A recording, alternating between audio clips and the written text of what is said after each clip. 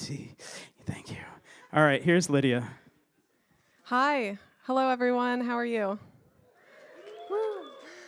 As Noel said, my name is Lydia Jessup, and I'm a creative and public interest technologist, and I'm really excited to be here with you, closing out School of Data.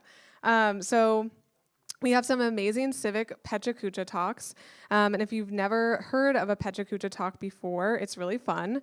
PechaKucha is Japanese for chit chat, and it's a presentation format in which speakers have 20 slides and 20 seconds per slide to talk about a topic.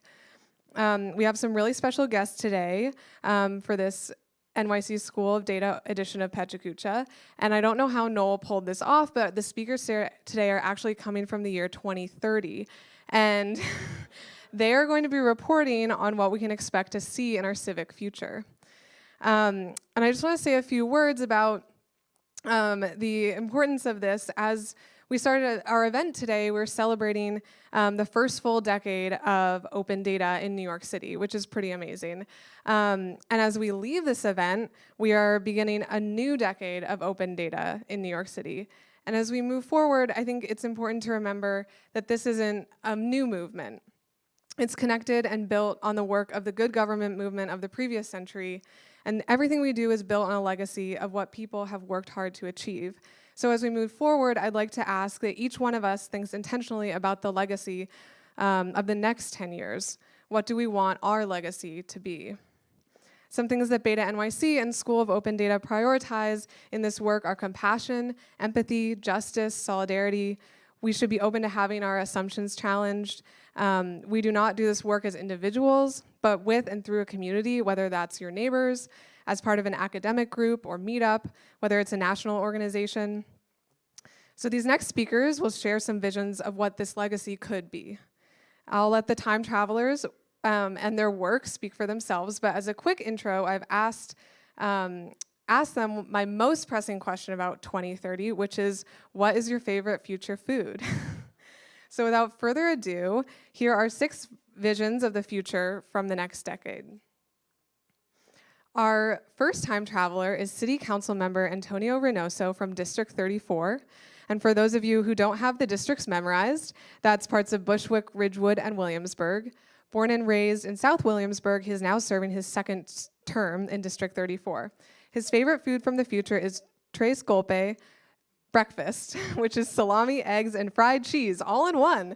Please welcome him from the future. Hello. Hello, everyone. I'm so sorry. I know you're all miserable, but it gets better. It gets much better. Yes, I'm ready. I'm here from 2030. It's going to be a lot of fun. My name is Antonio Reynoso, and I just finished up 2 terms as the Brooklyn Borough President. Yes, yes. I won't tell you what I'm doing next. You're going to have to wait a couple of months, or your future selves in 10 years will have to wait a couple of months to see what we're going to do. But congratulations, we succeeded. And most policies are now being built off data. And it has a lot to do with the work we did here today, actually. But back when I was a council member, so much of what happened was based on personal anecdotes and personal experiences. And we kind of cut that out.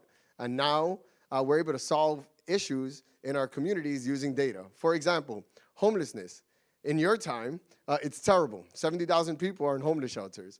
In our time, we figured out a way to use data and not use enforcement and bad policy to kind of move folks into first-time home ownership.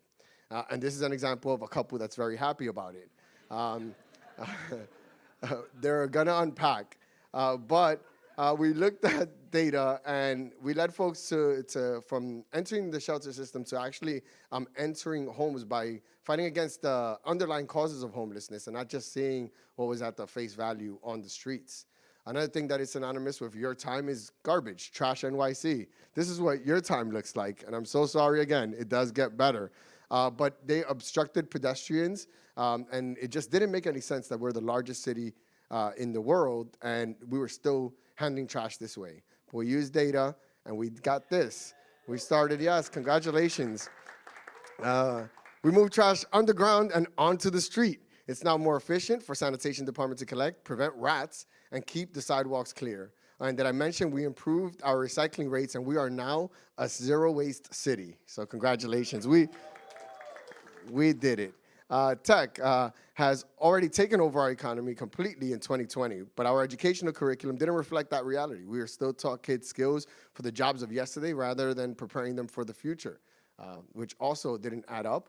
So we decided that moving forward, every single school in the city of New York is now going to have computers, and we're going to start teaching folks for the future. I'm sorry. We're going to start teaching folks for the jobs of the future instead of sticking to a curriculum that is outdated and hasn't really changed since the 1970s. The next thing we're going to look at is for 100 years, our streets were completely dominated by cars.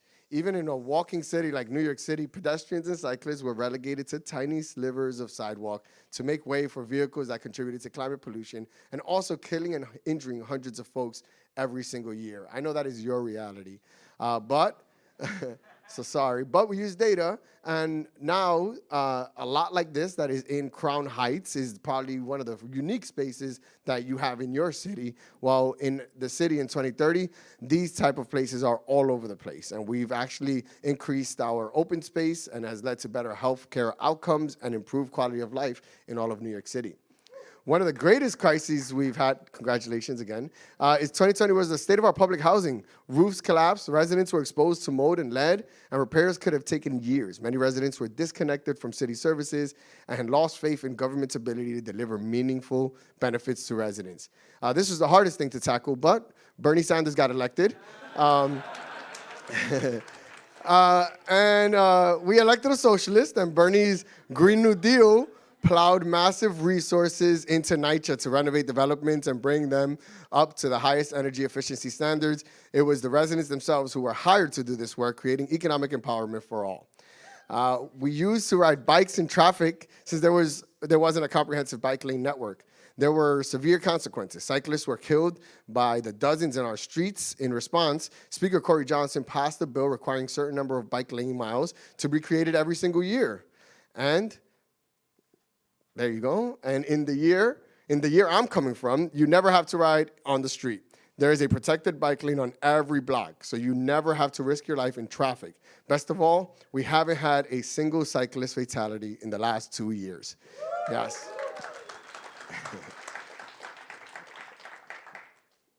This is giving me flashbacks. Our Department of City Planning in 2020 seemed more interested in pleasing developers than planning for our city's needs. Land use changes were approved with no planning rationale, little regard for climate change, and contempt for the viewpoints of local residents. And this is what the Lower East Side is fighting against now.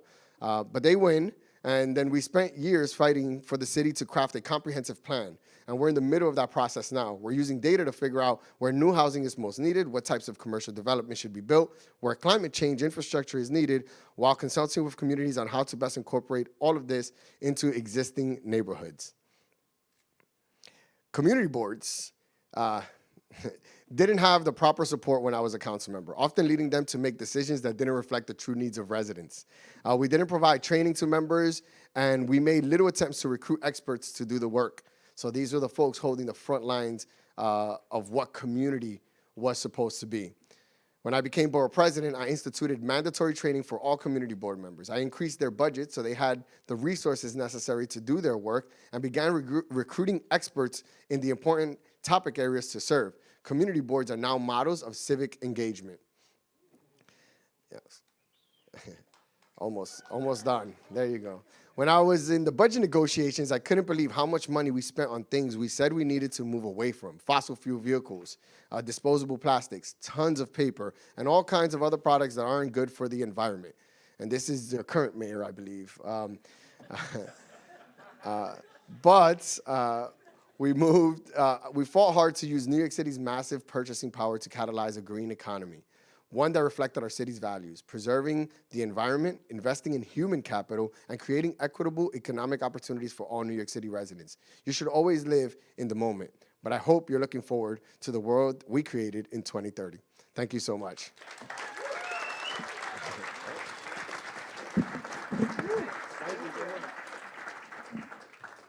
Thank you. I'm so excited. Our next speaker, next time traveler, is Mari Nakano. She is the design director for the Service Design Studio at the NYC Mayor's Office for Economic Opportunity, which has the mission of making public services more effective, accessible, and simple for all New Yorkers through design. Her favorite food from the future is kimchi, which has become the new superfood of the universe, and bacon, because there is a policy enacted that keeps bacon from ever getting pushed out of the food market despite sustainable food movements pushing to consume less foods like meat. Please welcome her from the future. I'm going to use this mic if that's okay. It doesn't really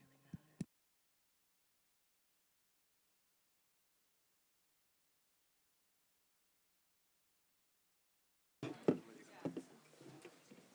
Don't start, please. I need all the time I can get. You're gonna hold on. You said you're gonna Oh, hold we're on going to to do this that thing? one. Yeah. Yeah, hi. Hey. Okay. Just press. Oh, when it forward goes, when you're like ready. then, okay, Yes, here we no, go. Okay. Hold on. Let me get this out of your way. I'm going to read from some notes I did because it's Saturday and I had a beer. Wait, so what do I do again? Press the arrow? press forward. Oh, here we go. Okay. I'm just the messenger. So in the spirit of one of the core practices of service design, which is to ask people what they need, I'm sharing with you a collection of crowdsourced future projects gathered from friends and colleagues in government. And so these are not predictions. These are actual things that we really believe are really going to happen. And it's really believed that service design can make these things move from the lofty to the actual. So let's put ourselves first in the future. There are new challenges coming down the pike from the rise of urbanization, which leads to overcrowding or an uneven jobs, job to people ratio. Pandemics are on the rise, as we all know. Privacy and surveillance, nanotech, robots, all that kind of stuff. People are moving to space. What happened here? It's just, is it moving? But you know what that shows me, and I might be getting extra seconds, that humans are clearly very smart, and I think I feel like I'm going over. But we don't operate like an ant colony. We are crazy and can be super disorganized and overly ambitious and reactive and oftentimes not empathetic. So it's really hard to be a human because we can impact the entire universe and the ecosystem and shut down Mother Earth if we wanted to, and that's really powerful. But wait, I gotta cheat. I gotta just give you a quick definition of service design because I'm pretty sure at this time it's not a ubiquitous idea or methodology that everybody knows. So I'm just gonna leave this up here for everybody to just really understand that it's a practice where we really try to go out and understand the real lived experiences of the people that are using or delivering government programs or services. And it's being practiced right here in New York City right now. I'm gonna just keep moving, okay. But, you know, I just wanted to sort of set the stage. Like these first three phases are sort of where service design is in government right now. It's like a dating relationship, a gov-love dating relationship that we're in, where we're really trying to get people to understand what service design is, to kind of work out the kinks in the relationship. And then our future state is that everybody is just being that way in service design in government. So jumping to predictions. When you work in a demanding and mission-driven environment, it's inevitable that many of us will struggle with not feeling overwhelmed and as if nothing will ever get better. So if we really want to change that, it will start quickly with developing healthier work cultures. Those things could be shepherded possibly by having chief experience officers, perhaps, in every agency who keep our needs top of mind. So we can't advocate for the work that we do for the public if we don't also get to advocate for ourselves. Happy employees make happy clients. Happy customers are our residents. Service design can empower and inspire civil servants by giving them more meaningful ways to connect and engage with people that they serve. Talking to people should be part of our jobs, and we should be walking around the city asking questions all the time of like, how can I better serve you? Let's face it, right now government is not really considered a necessarily cool place to work because it's hard to understand. It's, you know, resources are hard to find. End-to-end services aren't all fully connected. We're pretty siloed.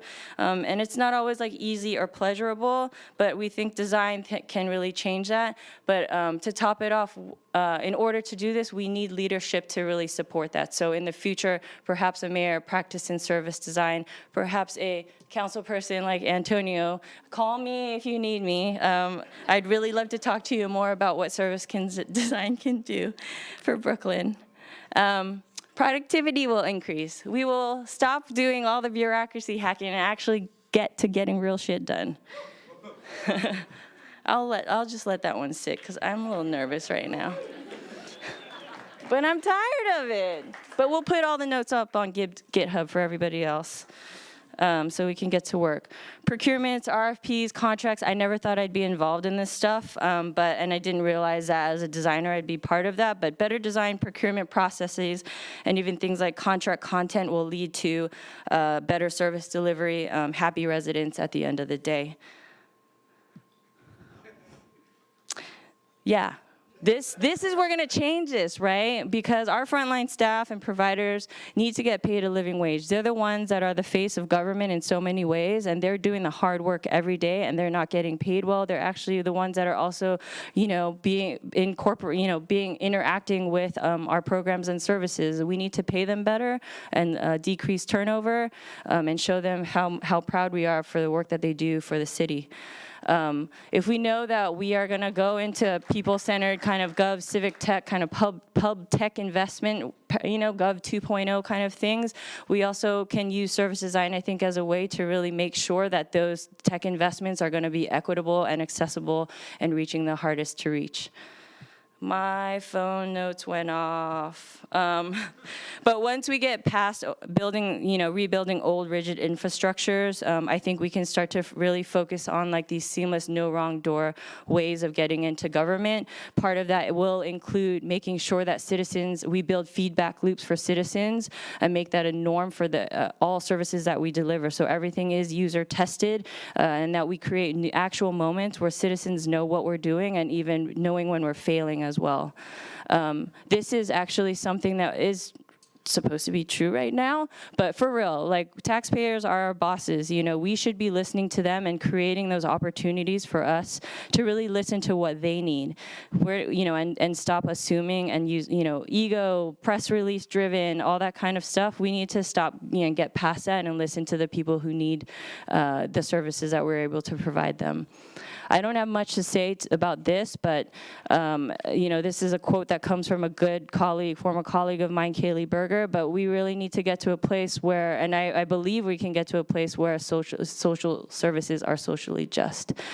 Service design right now is so much of a process and method to so many people. That's how we're sort of communicating it, I guess, but really it's a secret movement. We're trying to bring people on the inside to really flip the way that government is doing business. So that's going to become much more apparent in the future. And lastly, I just want to end with this. If government was designed, it was designed intentionally or not. But if we know that it was designed, then we know that we can redesign it. So, let's go do that and see you in the future. Thanks.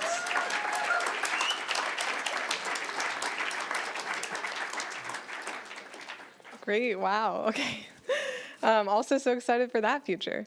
Our third time traveler is Gabby Capone.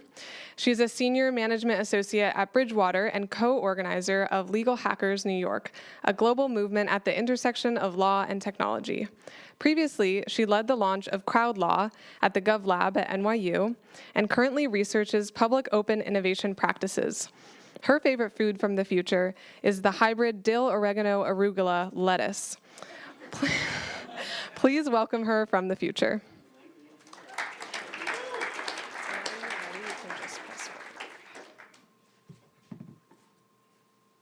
Hello, everyone. Let's do this. So welcome. I came back from the year 2030 to tell you, perfect, oh, there goes 5 seconds. Came back from 2030 to tell you all about the future of openness and the law, specifically an open culture for law, and how open legal data played a role in opening up something that's usually had a lot of barriers to it. And so when we think about open legal data, this isn't like some new protected term, but it's really just thinking about the data that comes from legal institutions including legislatures and judiciaries. And I also like to include departments of justice and correctional organizations, just to get like the full life cycle, the justice ecosystem, if you will. So 2020, things weren't looking that great for open legal data. It wasn't really that open. And so what I want to talk to you about is kind of where we started in 2020 and what that landscape was like, and then the amazing things that people did with open legal data in the next 10 years, and the barriers that they had to overcome to get there. So in 2020, we had PACER, the public access to court electronic records, hundreds of millions of legal documents already online. Like, sounds great, right? But not necessarily. The issue with PACER was that you actually had to pay to access these documents. 10 cents a page and $3 a document. So you have a paywall on documents where if you actually went to a court and got them in person, you'd be able to access them. Even the Department of Justice was paying millions of dollars a year in 2017, 2018, trying to access these records that like really should be open. So PACER is pretty indicative of where the judiciary itself as an institution was with respect to opening the information that it had, even if it was digital. But a really cool initiative that gave some hope for this was Case.law out of Harvard. And this was an initiative really driven by librarians who took these dusty volumes they had sitting around, 6.7 million state court cases, and brought them online. Cases representing over 300 years of decisions. This was massive, awesome, using like true open format. But it was also done by a private institution, like this elite institution working with private partners. So I think while this was an amazing feat, it wasn't coming from our public institutions. So that was kind of like this coda on that, even though it was really an amazing effort. So now let's talk about, great, fast forwarding to 2030, I'm just gonna hook you with like all the cool things that happened, because maybe if you don't have a legal background, you don't hear the law and you're like, yes, that sounds amazing. So that's my job here, is to show you all of the amazing ways that this type of data could complement your existing analyses, but also just enable totally new types of interactions with the law from people who maybe weren't trained in it. So first, we enhanced civic education. We were able to kind of give students, just like they have a geography class, they were able to kind of explore the law as a map and see what it was like in their local jurisdiction up to the federal jurisdiction, and really actually engage with it in a real way in their classrooms. And so what one student did, and what every student started to do, was, for instance, use legal data to analyze the incidence of juvenile crimes in different counties in their state and compare that against the nutritious food availability and start to look for meaningful relationships there. So imagine if all students were doing that across the country. We also had improved community lawyering, so this idea of like lawyering with, not for, and actually using this information to provide the people who lawyers were advocating for a better sense of like what the legal landscape was. How does this judge decide things compared to other judges? What's the spectrum of decisions that they could be facing? We even were able to bring people into the law and policy making processes better. For instance, using this information about the impact of a law by looking at the actual, like, let's say we wanted to regulate HOV lanes and actually looking at what laws were effective in getting the desired results in putting HOV lanes. So one other interesting one, less legal, is about creating economic opportunity.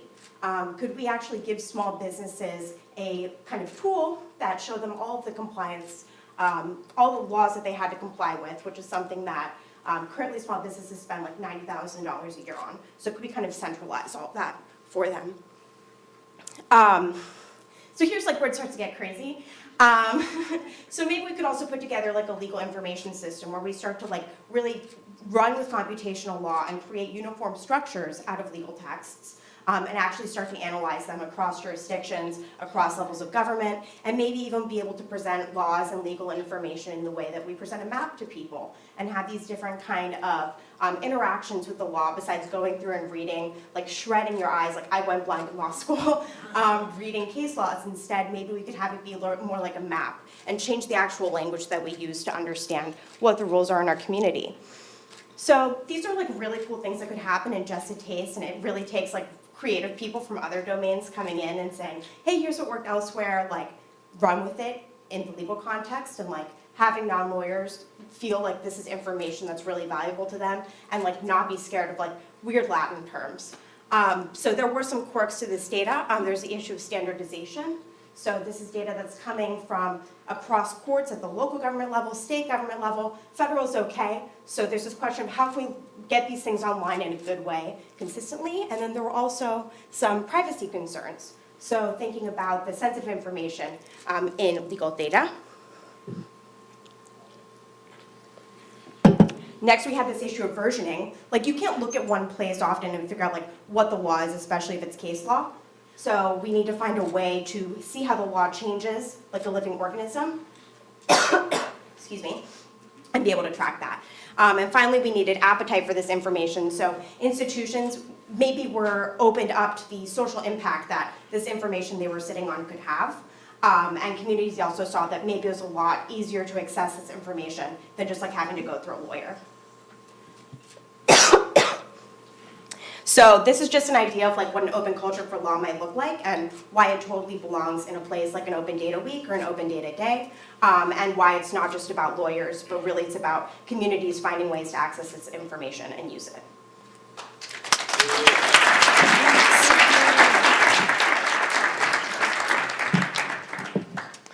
Thank you. I'm looking forward to the law map. Okay, our next traveler from the future is Piyali Kundu. She is a solutions engineer at Esri and co-organizer of NYC, a meetup community that brings together enthusiasts, users, and developers interested in the technical and social aspects of maps.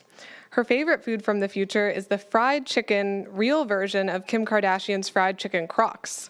Please welcome her from the future. Yes. So just press forward when you're ready.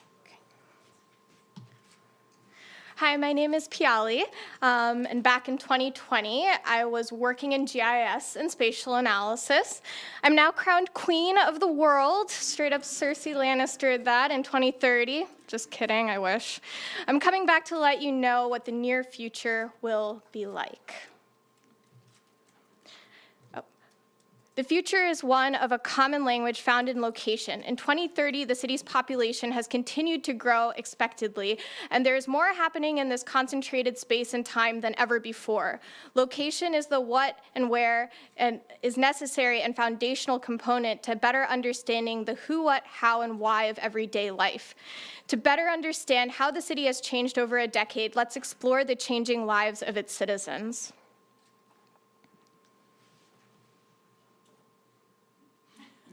No? Okay. Mary and her son live in Jamaica and rely on a series of public transit modes to get around. In 2020, their commute to the city would take an hour on a good day.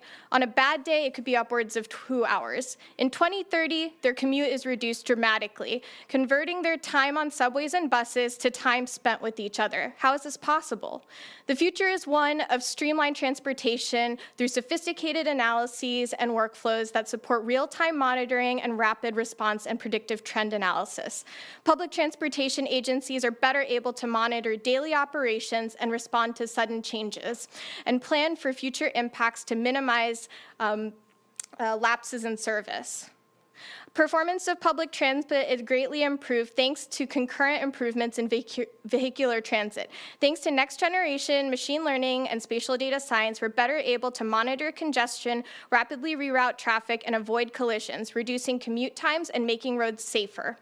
In 2030, Mary never has to worry about Nick waiting for hours for a school bus in the morning or being stuck in traffic for hours at night, or at risk of being struck by a car while biking, because the future is one of peace of mind.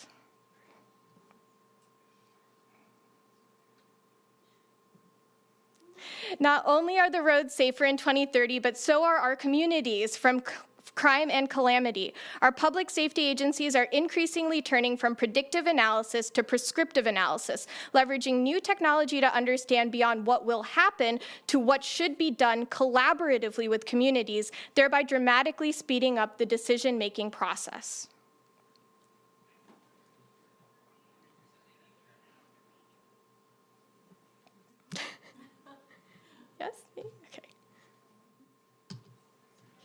Perhaps the most impactful area where these new capabilities are being implemented is in the distribution and routing of emergency health services, where even a second wasted could result in tragedy. Ensuring appropriate provider coverage and optimized routing of service vehicles has positively impacted a wide array of public health issues, from tackling opioid to mental health. Unfortunately, not everything in the city in the future is positive. As the city grows, so too does a new health epidemic: loneliness. Fred is an elderly citizen who, like many others, young and old in the city, endure isolation in a city that never sleeps or stops. As New York City gets hustlier and bustlier, people like Fred benefit greatly from better health services. Sometimes the solution is not to bring services to people, but to bring people closer to services. A common view of service provider locations and transportation routes is essential to creation of additional homeless shelters to ensure not only that no New Yorker spends nights in the bitter cold or heat, but that life and access to services is more sustainable. On a broader scale, a citywide view of resource allocation and proactive planning benefits emergency management for all in the form of improved weather tracking, early warning systems for agencies, businesses, and residents, particularly those who are at risk during catastrophic events. However, this alone cannot solve all problems.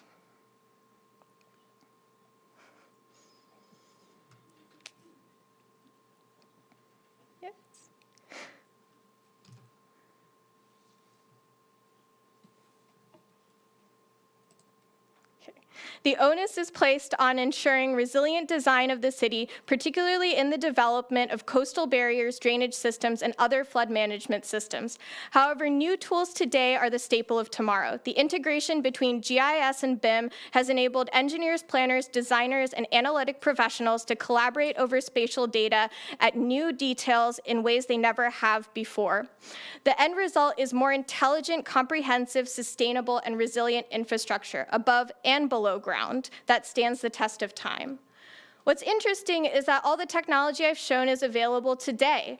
What is different is how people and organizations are collaborating around new location-based technology, breaking down silos between agencies, departments, communities, and sharing information and methodologies sustainably and securely.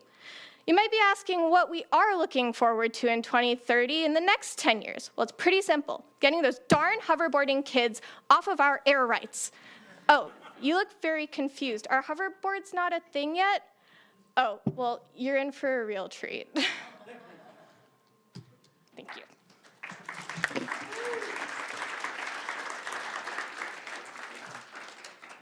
Thank you. I'm so excited to buy my hoverboard. Our next time traveler is Chris Wong. He is an outreach engineer at Query, a free and open source dataset version control system. He is also an adjunct assistant professor of urban planning at NYU Wagner. His favorite food from the future is rehydrated Pizza Hut pizza. Please welcome him from the future. You want to use this, right? Yes. Just Okay, press we're gonna forward sing a song. If you know this Whenever song, you're ready, just. sing it with me. Da da da da da da da da da da da da da. Sing it. Da da da da da da da da da da. Come on, people, you guys are boring. Da da da da da da da. Do I have to advance it? Da da da da da da da. 20 seconds. Da da da da da. City government website still can't figure out HTTPS. This is heavy duty, Doc. This is heavy duty. Yeah, they have meetings about it. They try and figure out what vendor they're going to use for paid SSL certificates, but they still just can't seem to ever actually get the SSH to work.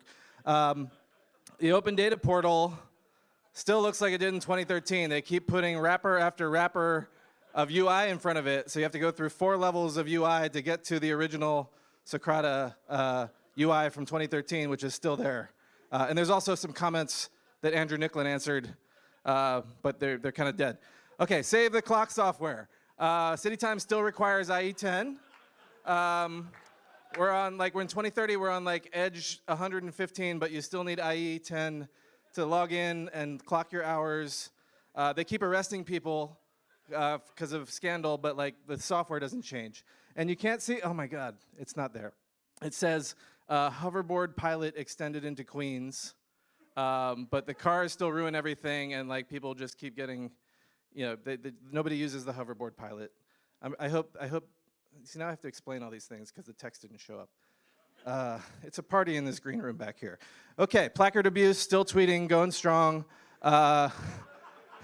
This DeLorean owner is still living it up on placard welfare with nothing more than a theft vest. Thousands and thousands worth of free parking violations since 1955. How's my driving? Out of time. Okay, so hey, butthead, you want to be rich? The mayor in the mid-2020s buys into all this smart cities bullshit and sells off the whole public realm to tech companies. Here's who you need to invest in right now, and you'll be a millionaire. Biff's Pleasure Palace. Okay, so this one's cut off. This is me basically going into a meeting and saying, why don't we just build an API? I can put it together in Node, we can deploy it to Heroku, we'll have it up tonight, and then they all just stare at you. And you say, government agencies that communicate via data APIs, maybe you guys aren't ready for that yet, but your kids are gonna love it. You wanna build modern digital services in government? You're a slacker. Just like Chris Wong when he worked here, he was a slacker too. Why bother, McFly? No civic hacker ever amounted to anything in the history of Hill Valley, and I mean New York City. Yeah, well, history's gonna change. Okay, this one, the subtitle, which is cut off, says, flying train R&D project costs less than building a quarter-mile of subway tunnel in New York City. So we're just gonna put them in the air because it's just cheaper. Because it was gonna be like 20 years and there was an environmental thing. Okay, this one, which the thing is cut off, read my facts. AI and machine learning and blockchain basically rendered most of the city government useless, so they just laid everybody off. McFry, you're fired. Oh God, okay. See, this is what happens when you do Google Sheets and then they put it into PowerPoint. Anyway, this is the view of the future. Right now, you think Noel Hidalgo's crazy for sticking with this crazy idea that he can fix government with this digital services stuff. But you know what? In the future, the headline changes. And we're gonna see Noel Hidalgo commended. When you go into government and you say, let's just do it anyway, let's make better stuff, they're gonna tell you you're just too darn loud, but you need to be louder. Don't take that as a, take that standing up and then just be louder. Say, we're gonna do it anyway, and we're gonna do it louder, better, faster, in your face. All right, I seen this one. What do you mean? It's brand new. Well, I saw it on a rerun. Yeah, we're still paying way too much for stupid, bloated government software contracts. It's a rerun to those of us who know how the game works and how they all end up, but everyone else thinks they're gonna get a shiny new thing. But they don't get that. So, what do you mean you've seen it before? It's brand new. Hello? Hello? Anybody home? All right, this is the oppressive government IT services yelling at you because you're trying to install Python on your government work machine. You just want to do data science. You just want to learn the stuff that you picked up at the boot camp. And they're like, you can't do that. This is the government. You can't put Python on your thing. Okay. So this is you being timid. You go inside government and you say, I'm your density. Government software should just be open source. And then they look at you and they're like, what? And they want Calvin Klein, but you need to be stronger and more. Okay, sorry. Roads, where we were going, we don't need roads. And it blocked it out because we banned cars. Yeah, we don't need roads. We don't need roadways. We still have streets, but streets are for people and not for cars. Love it, thank you. Counting down the slides, keep going, here we go. One more, two more. All right, so we still have we still have School of Data in 2030, and me and Noel will come out of our DeLorean and look at each other, and you'll all say, oh. So yeah, they cut out all my stuff. It's supposed to be funny. It was pornographic. Okay. And with that, I'm out of time. Thank you all for coming. We love it. Thank you. Never gonna be able to see that movie the same way. That was amazing. Great. 1 second. Okay, our final time traveler is Aidan Feldman, a self-described bureaucrat from the US government, a modern dancer, and an organizer of Hacker Hours and Empire.js, as well as an open source contributor. His favorite food from the future is a food that transcends time and space, a form that is both the most and least natural, that represents the hope and stasis of the industrialized world, the Twinkie. Please welcome him from the future.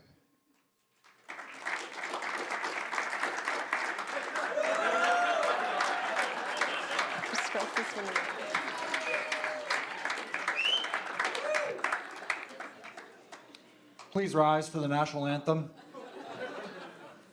Please rise for the national anthem.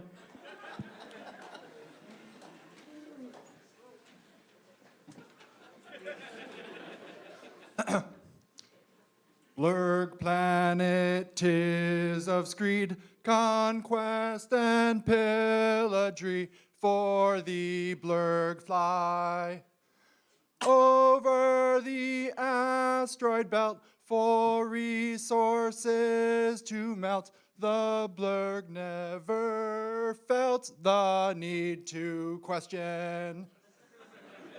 Please be seated.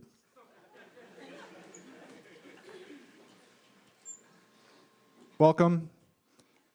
Thank you for attending. It is the year of our blerg, 2030. Blerg here to present findings from the return following a travel to Earth on a research mission. Here's what blerg saw. To be honest, the situation was pretty bleak. Almost the entire planet is covered by water. There seem to be few signs of life, aside from the rats who have inherited the Earth.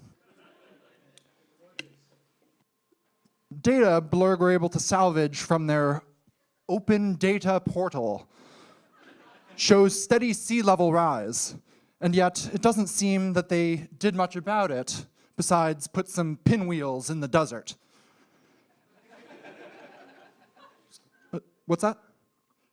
Oh, no, it's not clear what the value of open data is if there's no one to see it. No. Anyway, blerg found these prison cells all over their densely populated areas. It seems humanoids were kept in captivity for the majority of their existence. Blerg assumed this was to harness their energy. The humanoids must photosynthesize under the grow lights. Others blerg found in the basement, apparently they could not get off the mainframe.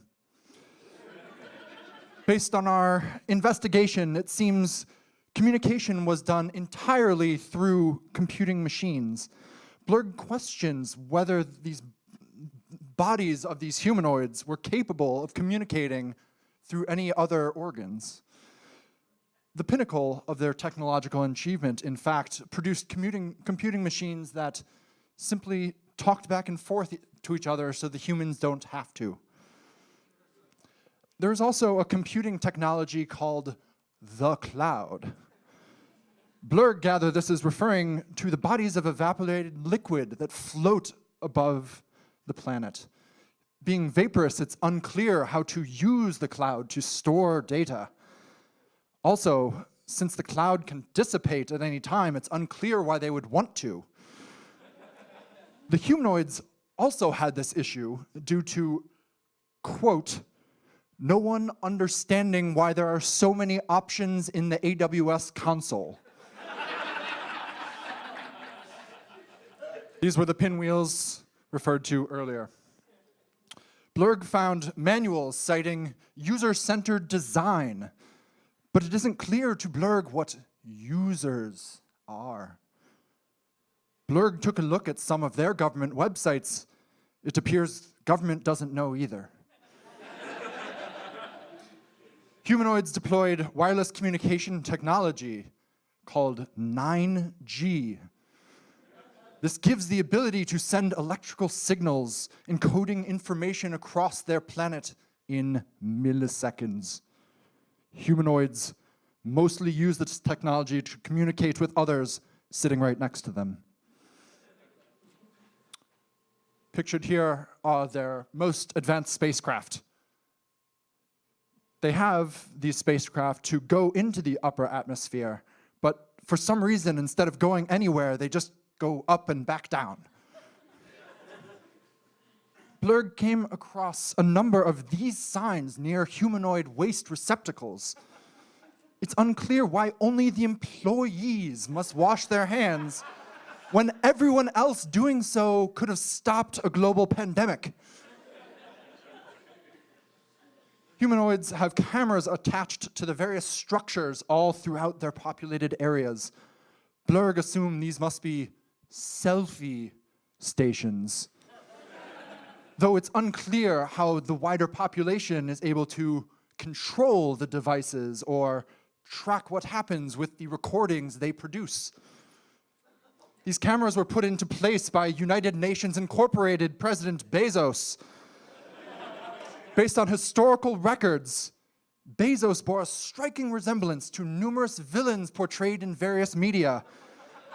And somehow, the larger population never drew that to its logical conclusion. On the planet, Blerg found a tentacle full of these vehicles driving themselves in circles. While there were archaeological records of many more being present, a large number seem to have been obliterated by a so-called war on cars, led by one Commandant Noel Hidalgo. This left vast stretches of hardened gray earth cutting through different parts of their land. These straight channels covered their entire human settlements. Blerg believes these hard, flat paths must have been put in place to separate the small, rectangular fiefdoms that exist throughout their populated areas. Finally, on the topic of commerce, Blerg uncovered a cryptographic distributed ledger technology that underpins all humanoid technological systems.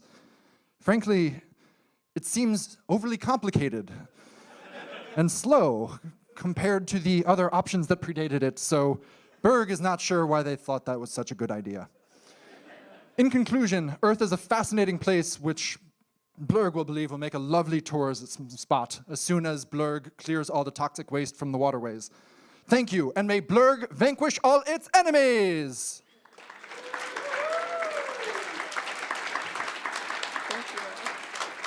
Thank you. Well, there you have it, 6 visions from the future. Let's give another round of applause to all the time travelers.